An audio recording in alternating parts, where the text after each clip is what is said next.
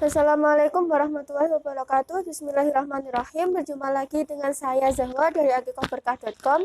Akikohberkah.com adalah pusat pelayanan akikoh dan kurban terpercaya yang telah tersebar di 5 kota, yaitu di Nganjuk, Jombang, Kediri, Madiun, dan Tulungagung.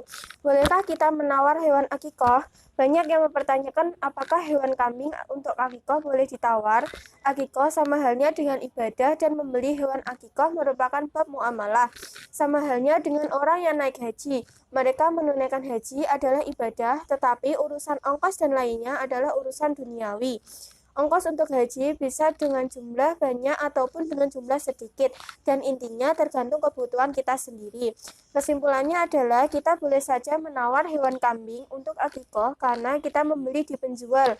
Karena hal tersebut bukan termasuk dengan ibadah, dan yang merupakan ibadah adalah setelah kita membelinya dan kita niatkan menyembelihnya untuk ibadah akikoh. Semoga bermanfaat. Sekian dari saya Zahwa dari akikohberkah.com, pusat pelayanan akikoh dan kurban terpercaya. Sampai bertemu di video selanjutnya. Akhirul kalam, billahi taufiq wal hidayah. Wassalamualaikum warahmatullahi wabarakatuh.